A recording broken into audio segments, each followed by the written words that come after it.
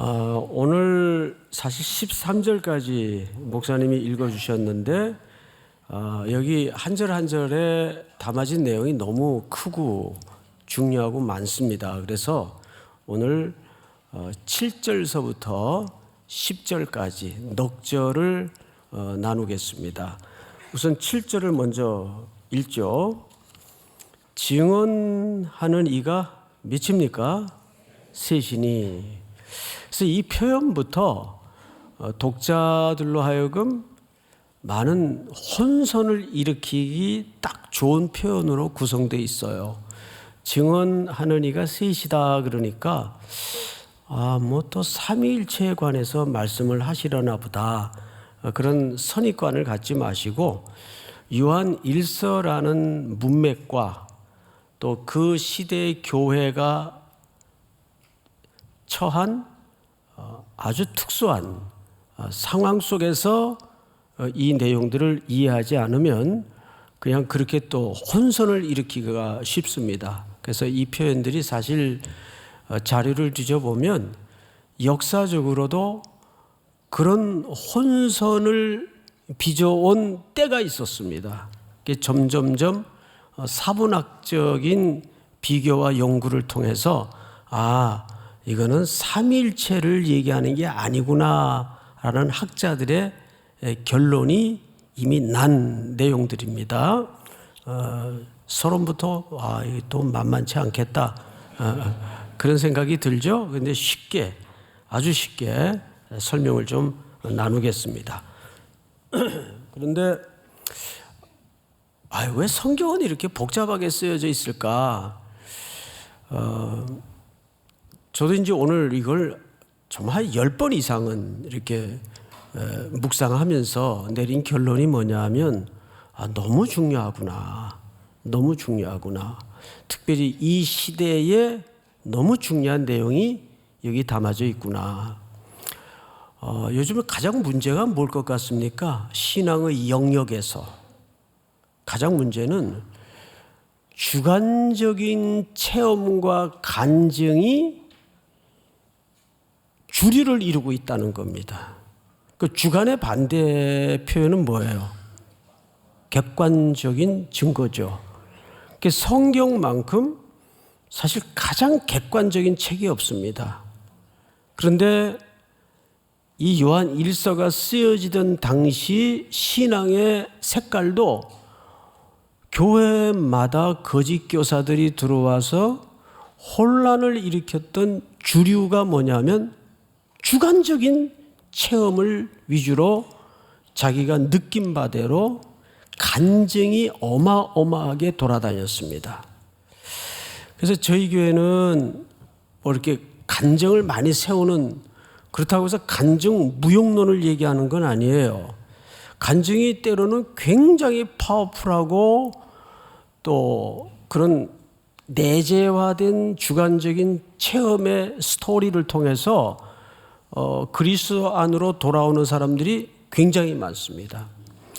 근데 기독교가 참 그런 입장에서 어려움을 맞는 것은 뭐냐 하면, 기독교는 객관된 증거가 내 안에 내재되어서 이것이 주관적으로 삶의 표현이 되기 때문에 내가 그렇게 느꼈다면 천하장사라도 할 말이 없는 거예요. 거기에 어려움이 있습니다. 그래서 가능하면 그런 주관적인 고백이 중심이 된 간증보다는 성경이라는 객관적 진리를 탄탄하게 먼저 배우고 기초 작업을 하는 것이 젊은 시절에, 특별히 젊은이들에게, 또 신앙의 연륜이 아직 얕은 분들에게는 매우 중요한 문제다, 그런 생각이 듭니다. 그래서 여러분 이렇게 대화를 해보면 불교를 믿는 사람하고 기독교를 믿는 사람하고 대화를 해보면 누가 쫀쫀해 보여요? 기독교 믿는 사람들이 훨씬 쫀쫀해 보여요. 오히려 타종교를 믿는 사람들은 굉장히 너그럽습니다. 우리가 어차피 진리를 깨닫고자 하는 건데 꼭 자기 길만 주장할 거 있습니까? 엊그제도 그런 얘기 들었어요. 그러면 거기에다 대고 좀스럽게 그게 아니고 이러면 이제 싸우자는 얘기밖에는 안 되는 거죠. 그래서 그러세요. 뭐 그러고 말아야지 어떡합니까? 그 돌아서서 흥치뿡하고 그냥 가는 거예요. 그러니까 종교 간의 대화라는 것은 불가능합니다. 종교 간에 어떻게 대화를 합니까? 이건 민주주의라는 구조 속에서 투표로 결정할 수도 있는 문제가 아닌데 진리를 다수결로 결정해요? 그건 안 되잖아요. 여러분, 내가 믿는 복음, 내가 고백하는 신앙을 다수결로 결정할 수가 있어요? 그건 안 되는 거죠. 그래서 오늘 이 내용은 사실 7절 이전에 6절을 다시 봐야 됩니다. 우리 지난주 다루었던 내용이니까 복습 겸 한번 다루고 넘어가도록 하겠습니다. 6절 중요하니까 함께 읽습니다. 시작. 이는 물과 피로 임하신 이시니 곧 예수 그리스도시라. 물로만 아니요 물과 피로 임하셨고 증언하는 이는 성령이시니 성령은 진리니라. 자, 진리의 성령님. 이 성령님은 증언하시는 분이십니다. 그리고 우리에게 내재하셔서 그 진리를 열어주시는 분이에요. 제가 성경 한 군데만 그냥 읽어드릴 테니까 들으십시오.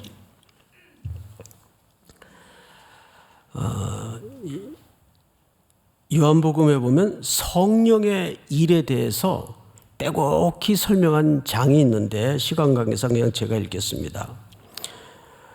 그러나 내가 너희에게 실상을 말하노니 내가 떠나가는 것이 너희에게 유익이라.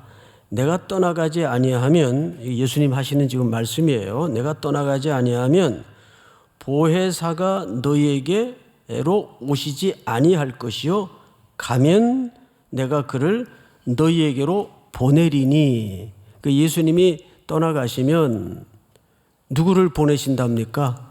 보혜사 성령님을 보내신다는 거예요. 보내리니 그가 와서 죄에 대하여, 의에 대하여, 심판에 대하여 세상을 책망하시리라.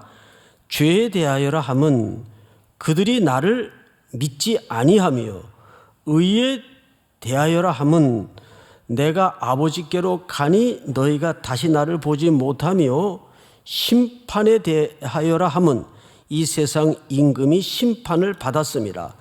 내가 아직도 너희에게 이를 것이 많으나 지금은 너희가 감당하지 못하리라. 그러니까 예수님이 떠나가시면서 그렇게 얘기하시는 거예요. 내가 지금 너희들한테 가르칠 게 너무 많다. 근데 지금 가르치면 너희가 이건 못 알아들어. 감당을 못해. 우리가 배움이 너무 진리의 함의가 클 때는 그럴 수 있죠. 아직 제자들은 용량이 안 되니까 이걸 지금 말해봐야 아무 소용이 없다 그 말이에요. 그런데 아주 중요한 얘기를 남겨주셨습니다. 성경에 보면 이렇게 얘기해요. 내가 아직도 너희에게 이를 것이 많으나 지금은 너희가 감당하지 못하리라. 그러나 진리의 성령이 오시면 그가 너희를 모든 진리 가운데로 인도하시리니 그가 스스로 말하지 않고 오직 들은 것을 말하며 장래일을 너희에게 알리시리라. 그가 내 영광을 나타내리니 내 것을 가지고 너희에게 알리시겠음이라. 이게 누가 하시는 역할이죠? 성령님인데 성령님의 별명이 진리의 성령님이세요. 그래서 우리가 이분이 내 구주셨구나, 나의 주인이시구나, 창조주이시구나, 이거를 우리가 이해력으로, 이성으로 깨닫는 게 아니라 이성을 통해서 깨닫는 거예요. 그런데 이 결정적인 역할을 누가 하신다는 겁니까? 진리의 성령님이 오셔서 하신다는 거죠. 그러니까 우리가 항상 기도를 할 때든지 성경을 읽을 때든지 이 말씀의 저자이신 누구의 은혜를 의존해야 될까요? 성령님의 은혜를, 성령님의 깨달음을 의존해야 이게 열어지는 책입니다. 그러니까 이것은 스터디한다고 열어지는 책이 아니고, 여러분 말씀을 아무리 읽는데도 도무지 수면제 먹은 것처럼 잠만 오고 뭔 소린지 통 못 알아듣겠고, 이런 것은 여러분들의 이해력이 딸리는 게 아니라 이거는 성령님의 역할이기 때문에 내 힘으로 이루어지지 않는 겁니다. 그런 맥락에서 요한이 오늘 요한 1서에서 5장 6절을 보시면 지난주 결정적인 내용인데 다시 설명을 드릴게요. 5장 6절, 이는 물과 피로 임하신 이시니, 자, 몇 분이나 한번 기억하시나 좀 점검 좀 합시다. 여기 물은 뭐라 그랬어요? 뭐라고요? 그렇죠. 세례라 그랬죠. 세례. 예수님이 오셔서 세례를 받으시는 사건이었어요. 그런데 예수님이 세례를 받으신다는 것은 뭘로 오셨다는 뜻입니까? 육신으로 오셨다는 뜻입니다. 근데 죄는 없으신 분인데 우리의 죄를 대속하시기 위해서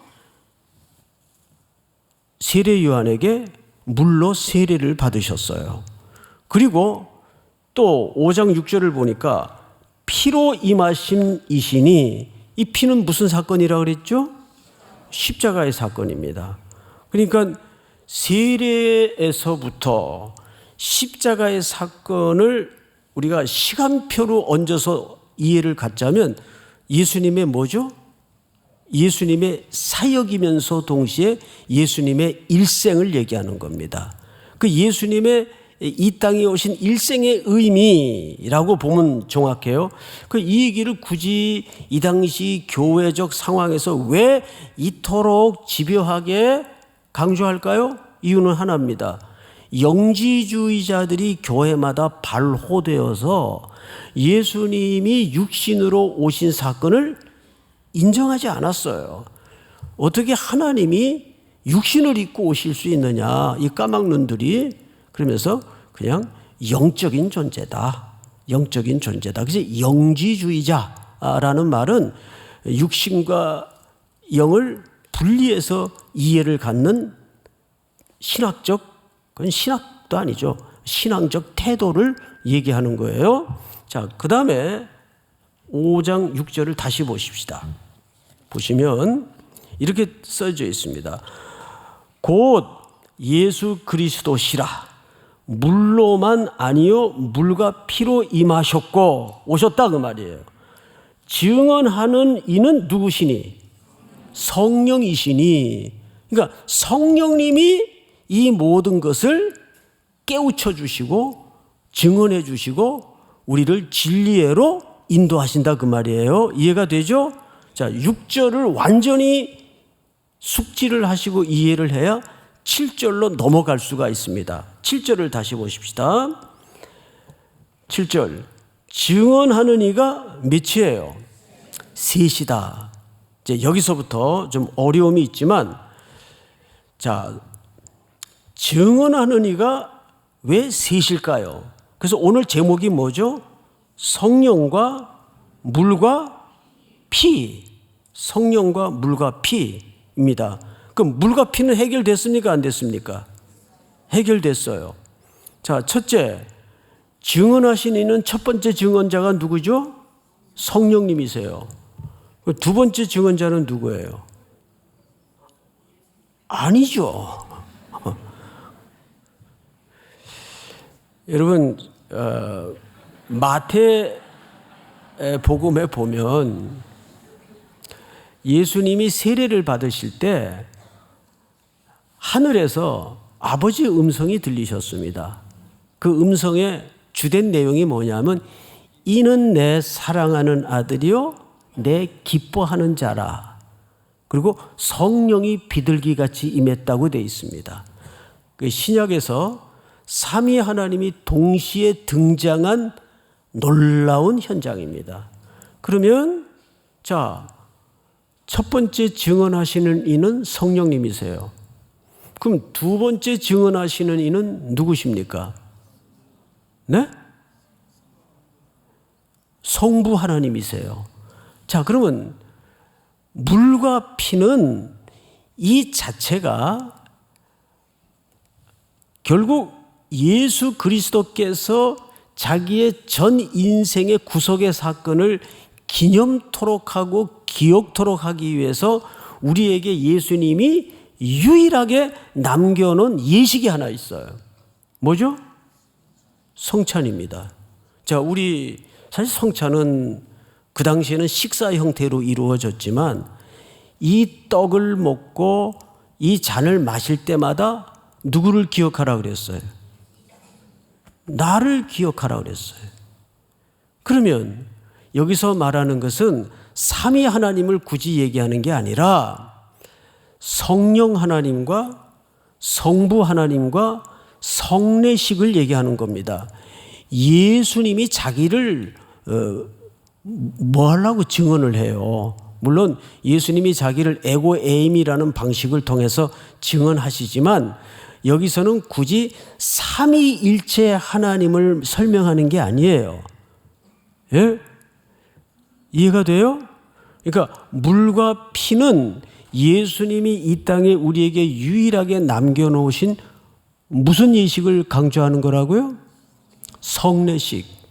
성례식은 누구를 기억케 하고 누구를 기념케 하는 사건입니까? 예수 그리스도를 기억케 하고 예수 그리스도를 기념케 하는 사건이에요. 그럼 그 자체가 왜 만들어 주셨을까요? 예수님의 죽으심을 증거토록 하기 위해서. 기억나시죠? 그 의미가 이 속에 담아져 있는 겁니다. 자, 그래서 7절을 다시 보시면 증언하시는 6절 하반절에 증언하시는 이는 성령이시니 성령은 진리이니라 증언하는 이가 셋이니 성령과 물과 피라. 또한 이 셋은 합하여 뭐니라. 요 대목 때문에 삼위일체로 자꾸 오해를 한다고요. 합하여 하나이니라라는 말은 무슨 뜻인가 하면 우리 신명기 19장을 한번 띄워주실까요? 신명기 19장 우리 한번 같이 읽읍시다. 시작. 사람의 모든 악에 관하여 또한 모든 죄에 관하여는 한 증인으로만 정할 것이 아니요 두 증인의 입으로나 또는 세 증인의 입으로 그 사건을 확정할 것이며. 자, 잘 보세요. 이 세상 일반 사회에서도 또 하나님의 백성 사회에서도 보면 사람의 모든 악에 관하여 또한 모든 죄에 관하여는 한 증인으로만 정할 것이 아니요 그랬어요. 이게 증거가 되려면 한 사람의 증인으로만 증거를 확정한다면 그거는 객관적이 됩니까? 주관적이 됩니까? 그거는 뭐라고요? 누가 객관적이라고 그랬어요? 주관적이죠. 한 사람이 증언을 하는 것은. 근데 이게 객관적이 되려면 두 사람 이상, 둘 내지는 셋으로 하는 것이 율법이에요. 세상에서도 하나님의 백성도 그렇게 하지만 이런 원리나 논리는 세상에서도 그렇게 한단 말이에요. 그래서 사건이 났어요. A 증인을 불러서 이 사건에 대해서 진술하시오. 사건의 진상을 그대로 진술하시오. 선은 이렇고 후는 이렇고 육하원칙에 의해서 쫙 조서와 진술서를 받았어요. 자, B 오시오. 근데 전혀 딴 얘기를 해요. 그러면 이거 증거 채택이 돼야 안 돼요? 안 된단 말이에요. 근데 A 증인이 증언을 하는 내용이나 B 증인이 증언을 하는 내용이나 하나예요. 일치해요. 그러면 이건 객관성이 담보되는 겁니까? 안 되는 겁니까? 담보되는 거죠. 동시에 이것은 증거로 채택이 돼요. 여기서 하나라는 말은 증거의 차원에서의 이야기입니다. 하나님의 증거나 성령님의 증거나 일치하더라고요. 예수님이 남겨놓은 성례식의 증거도 일치하더라고요. 그게 하나라는 얘기예요. 그러면 이거는 객관성이 담보된 겁니까? 안 된 겁니까? 확실히 담보된 거죠. 그러니까 진리는 객관성이 담보되지 않은 진리는 있을 수가 없어요. 근데 가장 객관성이 담보된 진리가 성경입니다.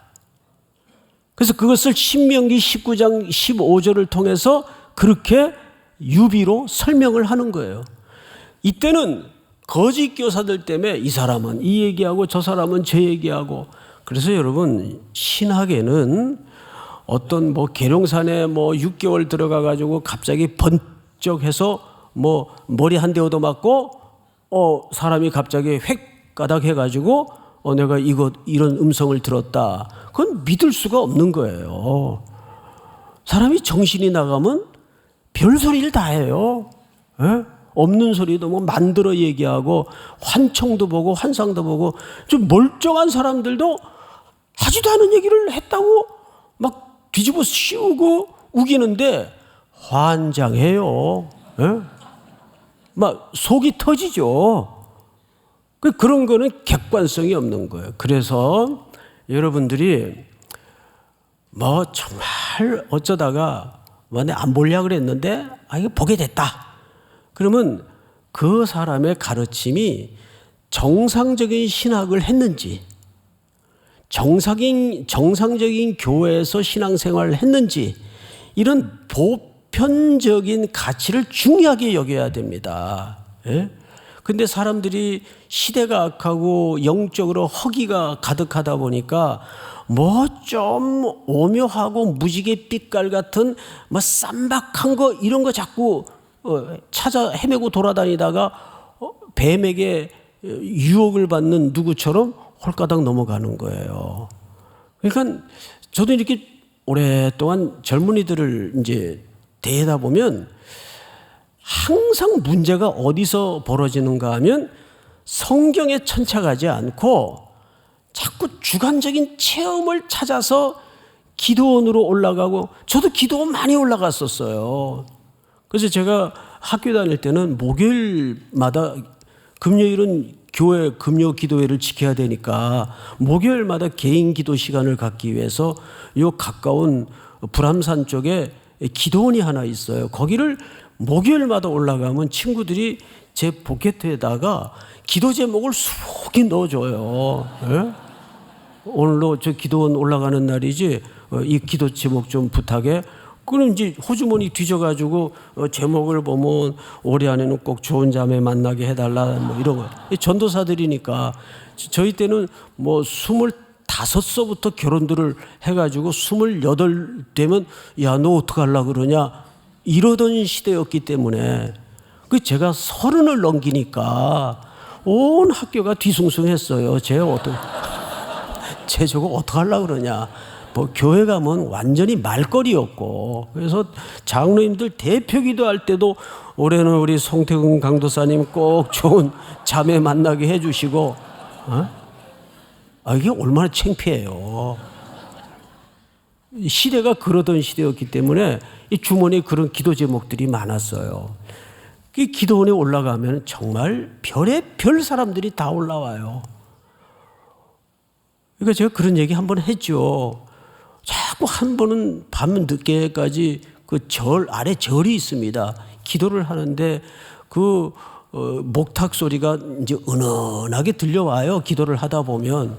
그래서 그 목탁 소리를 이겨 먹으려고 열심히 기도를 하는데 옆에서 누가 자꾸 뭐라고 궁시렁거리는 거 가서 눈을 떠봤더니 송 전사님 조금만 더 하면 나올 것 같아. 뭐가 나와요? 방언이 나올 것 같대요. 방언이. 그러니까 남이 기도도 자기 주관적으로 그렇게 설명하고 해석하는 그런 신앙적 토양과 분위기가 굉장히 팽배하던 시대입니다. 이 70년대 후반 80년대 초까지. 그래서 제가 언젠가부터 기도원을 이제 기피하기 시작했어요. 안 올라가야 되겠다. 왜냐하면 그런 걸 자꾸 접하고 그런 걸 자꾸 보다 보면 저도 영향을 받겠습니까? 안 받겠습니까? 예, 저는 또 이렇게 막 은혜를 막 받는 스타일이라 그 영향을 받죠. 위험하죠. 그래서 그다음부터 이제 안 올라가고 예배에 집중을 하기 시작했는데 이 시대가 그랬어요. 그러니까 저마다 주관적으로 떠드는 거예요. 그래서 요한이 그런 이 셋은 하나라는 말은 이 셋이 증명하고 증거하는 바가 일치한다 그 말이에요. 삼위일체를 얘기하는 게 아니고 이 문맥에서는 당연히 저야 삼위일체 하나님을 신앙으로 고백하고 믿지요. 여러분도 그렇게 믿고 계시지 않습니까? 그런데 여기서만은 그런 맥락에서 얘기하는 게 아니란 말이에요. 자, 또 넘어가십시다. 8절 성령과 물과 피라 또한 이 셋은 합하여 하나이니라. 여기서 합하여 하나라는 말은 이 셋의 증거가 일치한다 그 말이죠. 이제 이해가 되죠? 이런 표현들을 여러분들이 신학적으로 오해가 일어나서는 안 됩니다. 그러니까 진리는 뭘 강조하는 겁니까? 객관성을 강조하는 거예요. 하나님의 말씀은 객관성이 담보되어 있다. 믿습니까? 예. 자, 그 다음에 9절을 한번 같이 읽어보십시다. 시작. 만일 우리가 사람들의 증언을 받을진대 하나님의 증거는 더욱 크도다. 하나님의 증거는 이것이니 그의 아들에 대하여 증언하신 것이니라. 네, 예수님이 그리스도라는 이 증거가 사람의 증거도 일치가 되면 그게 효력이 큰데 하나님과 성령님과 예수 그리스도가 우리에게 남겨주신 그 성례를 기억하고 예수 그리스도의 죽음을 기념케 하는 이 내용에 담아진 모든 증거가 일치한다 그 말이에요. 그러니까 하나님이 객관적으로 진리를 증거하시니까 이 진리는 얼마나 더 분명한 진리이겠느냐 그 얘기를 하는 겁니다. 누구에 대해서? 예수님이 그리스도라는 사실에 대해서. 여러분, 그리스도는 직함을 얘기하는 거예요. 그리스도는 예수의 이름이 아니에요. 예수님의 이름은 예수가 이름입니다. 그건 사람의 몸을 입고 오셔서 사용하신 이름이죠. 그리스도는 뭡니까? 그리스도는 메시아라는 뜻이에요. 그러니까 그분이 하나님의 아들이다. 이것을 그 당시에 신학적으로 분탕질을 하는 잘못된 거짓 가르침이 교회를 휩쓸고 있었다 그 말이죠. 자, 또 볼까요? 요즘도 그런 아류가 많아요. 10절 다 왔어요. 다 같이 한번 읽습니다. 시작. 하나님의 아들을 믿는 자는 자기 안에 증거가 있고 하나님을 믿지 아니하는 자는 하나님을 거짓말하는 자로 만드나니 이는 하나님께서 그 아들에 대하여 증언하신 증거를 믿지 아니하였음이라. 자, 이거는 뭐 너무 당연한 이야기 아니겠어요? 이 얘기입니다. 10절을 꼼꼼하게 한번 우리 다시 보십시다. 10절 하나님의 아들을 믿는 자는 자기 안에 뭐가 있어요? 증거가 있어요. 자, 앞을 잠깐 보세요. 자기 안에 증거가 있다는 말은 내 안에 그 고백이 있어서 그 고백이 내면의 객관적인 진리가 내 안에 내재화돼서 내재화되면 그게 당연히 자연스럽게 뭘로 나타나야 될까요? 예? 뭘로 나타나야 될까요? 뭐 수근수근 하지 마시고 정확하게. 예? 삶으로 나타나야죠. 그게 너무 당연한 거 아니에요? 객관적인 진리가 내 안에 내재화됐어요.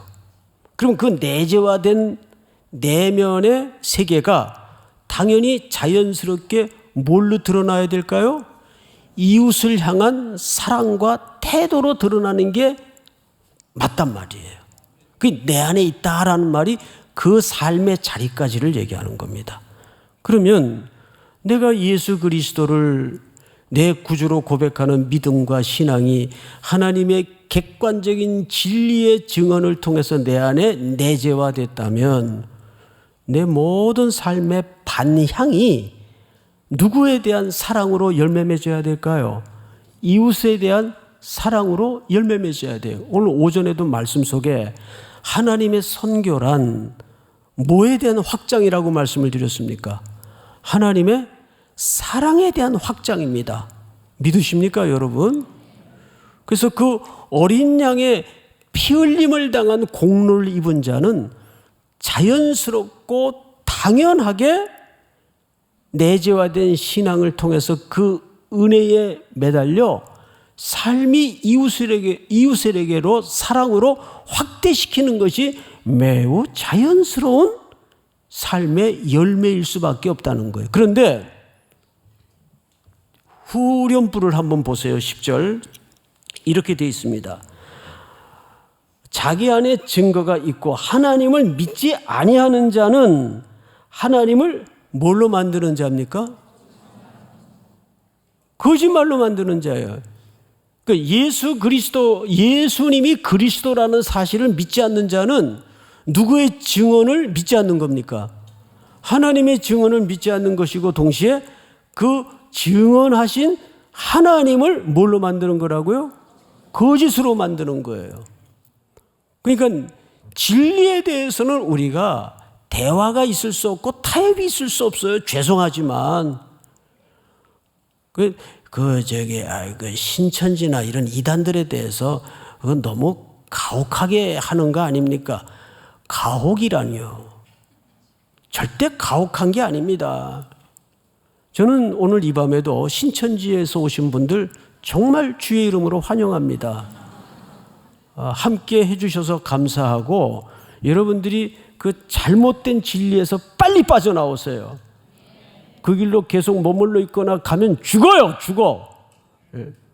이거는 정말 예수 그리스도의 구속의 안타까움을 가지고 드리는 권면입니다. 빨리 나오세요. 그리고 여러분들이 스스로 빠져나올 수 있는 여력이 없다면 바로 옆에 앉아 계신 그 형제에게, 그 자매에게 도움을 요청하세요. 표시 안 나게 슬쩍 이렇게 쿡 찔러가지고 나 좀 도와주세요. 실제 우리 교회 안에 그런 분들이 많아요. 예? 그래서 여러분 신천지 출입금지도 좋지만 그럼 그분들은 어디 가서 복음을 들어야 돼요? 어디 가서 가르침을 받아야 돼요?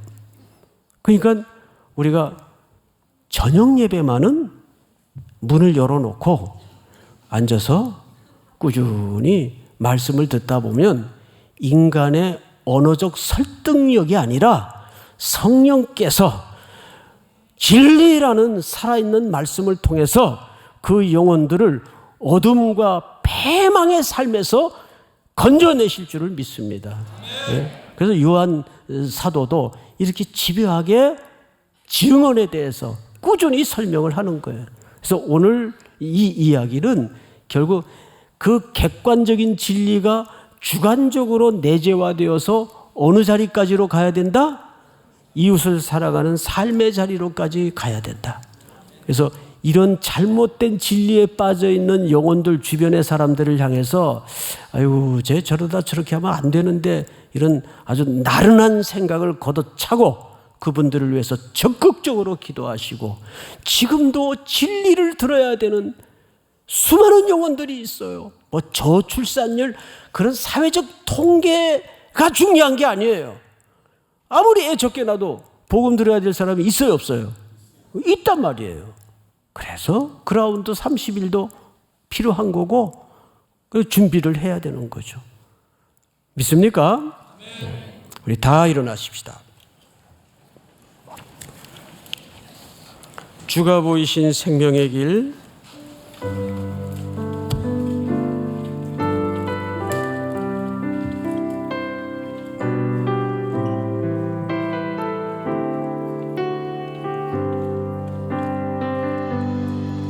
주가 보이신 생명의 길, 나 주님과 함께 상한 말을 드리며 주님 앞에 나가리. 의로움이 되신 주 그 이름 예수, 길이 되신 이름 예수. 주가 보이신 생명의 길, 나 주님과 함께